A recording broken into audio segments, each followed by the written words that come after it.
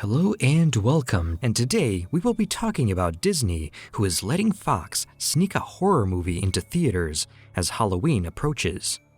As All Hallows Eve closes in, many of us are wading into our collections of horror movies looking for a good, wholesome scare. Just a reminder of how you can enter our new giveaway in which you can win a new iPhone 12 Pro or a new MacBook Pro. Just leave a like, subscribe to the channel, and watch the whole video till the end. The scariest option though might be to head into a movie theater to see the new supernatural horror film, The Empty Man, which hits the big screen next week. The Empty Man, based on a comic from Boom Studios, tells the story of ex-cop James La Sombra, James Badge Dale, as he searches for a missing girl and comes across a secretive group attempting to summon a terrifying supernatural entity. As the trailer describes, all it takes to summon the Empty Man is finding an empty bottle on a bridge and then blowing into that bottle while you think about him.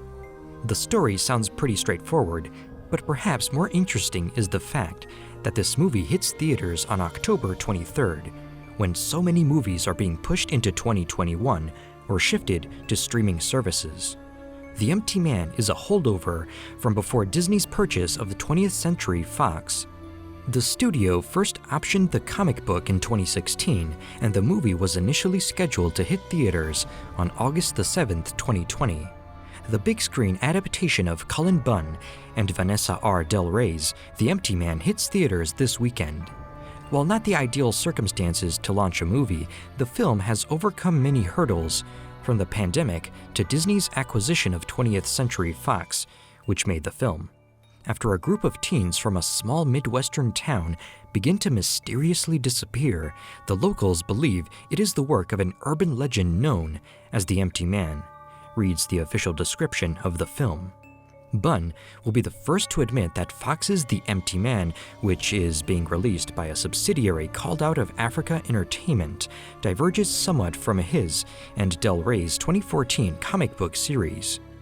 It's given him a chance, however, to revisit that world for two follow-up comic book series, The Empty Man Recurrence and The Empty Man Manifestation, with artist Jesus Hervas.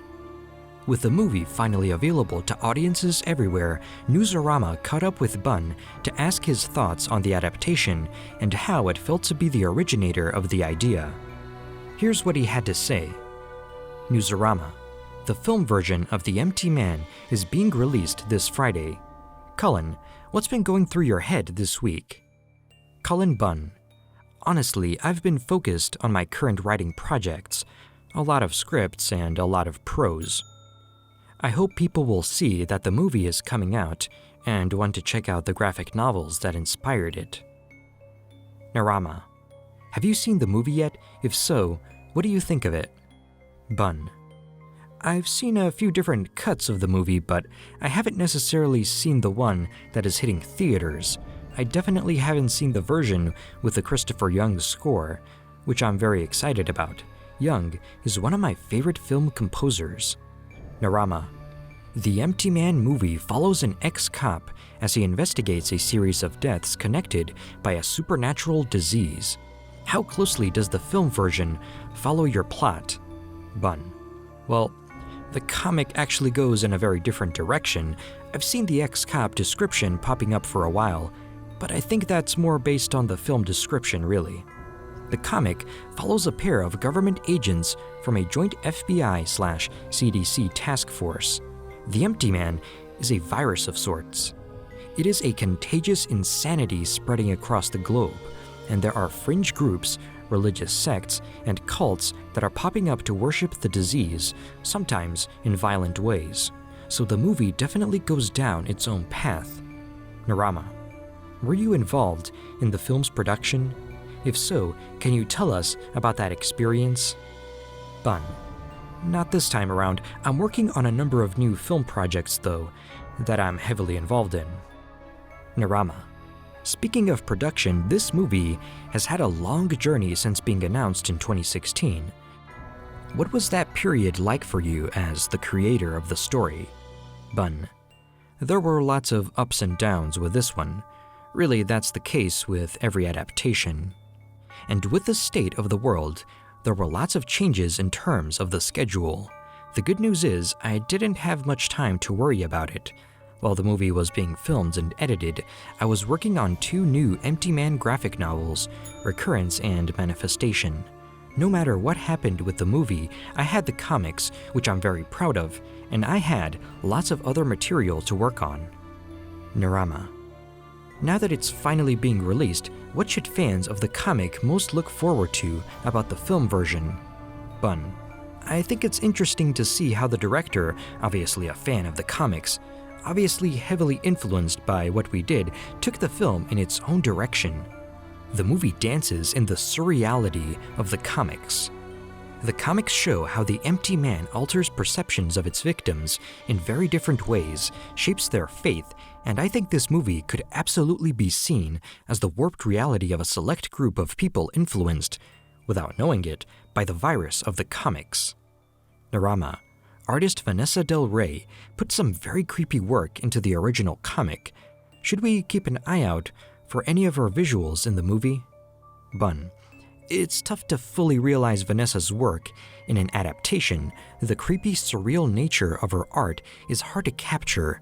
The same can be said for Jesus Hervas, who drew the second 2 graphic novels, but the movie definitely has a kind of otherworldly, strange look to it. The mood of it seems about right to me. Narama. How do you think viewers will react to this story in 2020 as opposed to how readers reacted to it in 2014? Bun. There are so many variables there. I mean, the stories are very different, and the world is very different than it was in 2014. There's always the worry that it strikes a little too close to home these days. My hope is that folks can watch the movie and want to check out the comics. They'll get a very different experience from it. By the same token, those who love the comic can check out the movie and get something new and different. Narama. Final question. Obviously, a lot of global events have happened since 2014, including an actual worldwide disease. Have your own thoughts on the story changed since writing it? Bun. I don't know that my thoughts on the story have changed much. I'm still very proud of the work we did on those books. I do think that there are a lot of beats in the comics that seem almost like pre-science. The way the Empty Man works, the weird reactions to the disease, the violence and riots and conspiracy theories. I would love to return to the world of the Empty Man. If I did, I think the story would be even darker, even meaner than it was before, and it has been a pretty vicious ride so far. Now, we have a review for you of the Empty Man, but warning, upcoming video is full of spoilers.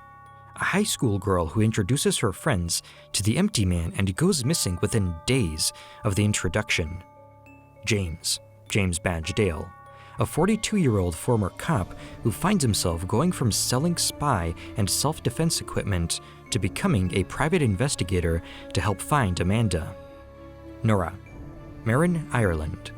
Nora is a widow and Amanda's mom who currently doesn't work, so all she does is worry about Amanda, who she thought she was close to. Paul. Aaron Poole. In 1995, his trip to Bhutan with 3 friends sets in motion all we see in the movie. Devara. Samantha Logan. One of Amanda's friends who seemed like she would join James in his investigation until fate decided otherwise. Review. Highlights. It's creepy. While there are minimal jump scares, from the score to the general tone the movie has throughout, there is this eeriness. The kind where if the movie didn't have the issues, the time length would be nothing. If anything, similar to the newest incarnation of It. You'd be entertained throughout rather than always waiting for that moment when the film gets out of its own way. Dale makes it comical. Dale, who we recently saw starring in Star's Hightown, proves he is the leading man material simply by helping you make it through this movie without desiring to walk out. Mind you, it isn't necessarily his detective skills, but more so these random comical moments when it becomes clear he isn't like any other private detective. And it is when he says, "F this," when things clearly are getting too weird, you see the film take itself less seriously, and you get glimmers of hope. if not writer/director David Pryor, trying to tap into what Dale could have given being star presence, low points. It tries to be cerebral and ends up convoluted in the worst way possible. So rather than do like most horror movies and make the empty man some weird horror figure you call on that within 3 days, kills you or makes you kill yourself, they build a religion around them.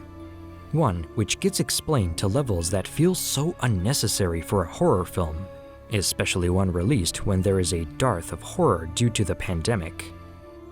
I'm talking about a Scientology-like church being introduced, you having to hear a sermon and there being so many levels to how they work, how Amanda is involved, and answers to questions you didn't even ask because you didn't care enough. How disposable most characters are made to be.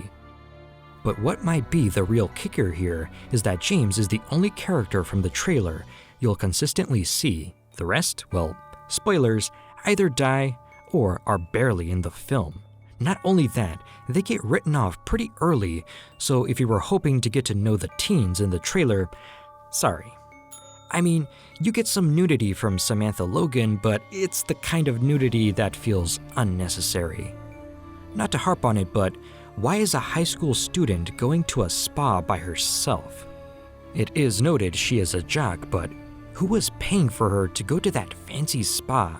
And was the whole point of that just to have some tantalization to hopefully get the audience back? Because it added nothing to the story.